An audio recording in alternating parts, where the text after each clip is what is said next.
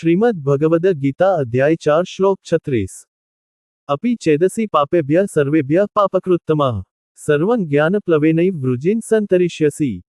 જે લોકોને સર્વ પાપીઓમાં સૌથી અધિક પાપી ગણવામાં આવે છે, તેઓ પણ દિવ્ય જ્ઞાનરૂપી નૌકામાં બેસીને માયિક સંસારના ભવસાગરને પાર કરી શકે છે।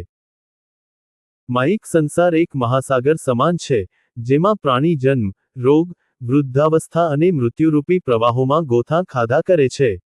માયા શક્તિને કારણે ત્રણ પ્રકારના દુઃખો સહન કરવા પડે છે: આદિ આત્મિક, વ્યક્તિના પોતાના શારીરિક અને માનસિક કષ્ટ; આદિ ભૌતિક, અન્ય લોકોને કારણે ઉદ્ભવતા કષ્ટ; આદિ દૈવિક, પ્રાકૃતિક આપદાઓથી ઉદ્ભવતા દુઃખ। આ પ્રકારના માયિક બંધનોની અવસ્થામાં આત્મા માટે કોઈ રાહતની સંભાવના હોતી નથી અને આવી દુઃખદ પરિસ્થિતિમાં આપણા અનંત જન્મો વીતી ચૂક્યા છે।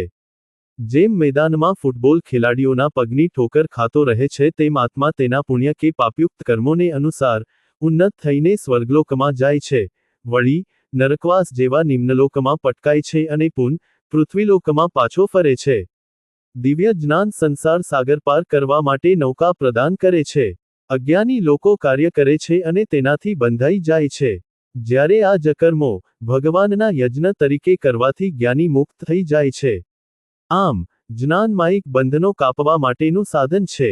કઠોપનિષદ કહે છે, વિજ્ઞાન સારથિર્યસ્તુ મનઃ પ્રગ્રહવાન નરઃ સોધ્વનઃ પારમાપ્નોતિ તદ્વિષ્ણોઃ પરમપદમ। દિવ્ય જ્ઞાનથી તમારી મેધાને પ્રકાશિત કરો, પશ્ચાત આ પ્રકાશિત બુદ્ધિ દ્વારા ઉપદ્રવી મનને સંસારરૂપી મહાસાગર પાર કરવા તથા દિવ્ય ધામમાં પહોંચવા માટે નિયંત્રિત કરો।